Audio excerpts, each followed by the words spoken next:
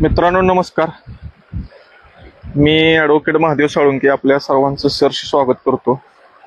आणि सध्या मी आता उभा आहे अशा एका ठिकाणी की जिथं दोन नद्याचं पाणी आणि दोन वेगवेगळ्या कॅनॉलच्या माध्यमातून एकत्र करून पुढे सांगली जिल्ह्याला पाठवलं जातं.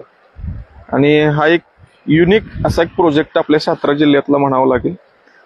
तर याच्यामध्ये तारळी धरण जे बांधलं गेलं त्या तारळी धरणातून बंदिस्त पाईपलाईनद्वारे हे पाणी या कृष्णा नदीच्या कॅनॉलमध्ये सोडलं गेलंय. आणि हा प्रोजेक्ट साधारणपणे 1 वर्षापूर्वी इथं कार्यान्वित झाला.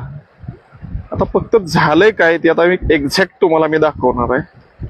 आणि शासन किंवा हा जलसंपदा विभाग आहे हा याबाबत किती संवेदनशील झालाय आणि त्याच्यामुळं नुकसान काय होतंय आणि पुढं पाणी जातंय का नाही हे सगळं मी तुम्हाला दाखवतो. तर नुकताच पाऊस थांबलाय तर याच्यातून हे जे पाणी आहे ते सतत या धरणातून एवढं पाणी कायमस्वरूपी येत असतं. आणि ज्यावेळेला दरवाजे उघडले तेव्हा हे पाईप अर्धा भरून येतो. तर ज्यावेळेला तो अर्धा भरून येतोय त्यावेळेला त्याच्यासोबत असणारे माती वगैरे तर येतेच, पण त्या पाण्यानं या बरोबर पाईपच्या समोर म्हणजे जिथं हे पाणी येतंय तिथं एक मोठा खड्डा पडलाय. आणि तो खड्डा पडल्यानंतर हे जे पाणी आहे हे पाणी पुढं इथं ही माती साठल्या कॅनॉलमध्ये. आणि माती साठल्या कारणानं हे पाणी पुढं जायच्या ऐवजी हे रिटर्न जास्त जातं पाणी इकडं.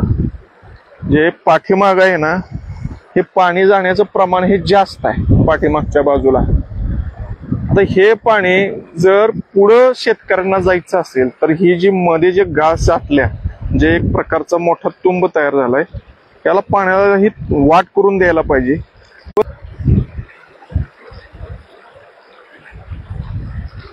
ही जी जलसंपदा विभागाची मुरदाड यंत्रणा आपण म्हणूया तिला, की त्यांना एवढं समजणं झालेलं आहे की याच्यामध्ये या प्रोजेक्टवर करोडो रुपये गव्हर्नमेंटने खर्च केले आणि त्याची देखभाल दुरुस्ती ही वेळच्या वेळ केली. अशा पद्धतीनं या कॅनॉलमध्ये हे गाळ साठला. हे गाळ जर वाढत वाढत गेला तर एक वेळ अशी येईल की ही पाणी या पाईपमध्ये साठेल आणि त्याचा परिणाम की हे पाईप कुठंतरी पाठीमागच्या बाजूला मोठा लिकेज होईल आणि शेतकऱ्यांची रानं ही धुवून जातील. आणि हे जे न होणं भरून येणारं नुकसान आहे हे जर टाळायचं असेल तर या प्रशासकीय यंत्रणेनं याच्यामधील हा जो साठलेला गाळ आहे हा पूर्णपणे हा काढला पाहिजे आणि ह्या पाण्याला वाट करून दिली पाहिजे. तरच या पाण्याचा उपयोग या शेतीकरता होऊ शकतो. आता एवढं येणारं पाणी आहे हे पुढं जाण्याच्या ऐवजी हे पाठीमागून निघून चाललेलं आहे. तर माझी जलसंपदा विभाग महाराष्ट्र राज्य कृष्णा खोरे विकास महामंडळाचा जो भाग आहे या सगळ्यांना विनंती राहील की आपण याची दखल घ्या.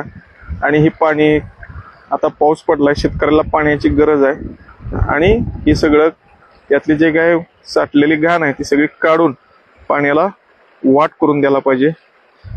धन्यवाद मित्रांनो. शक्य होईल तर आपल्याला हा व्हिडिओ शेअर करता येईल आपण शेअर करा.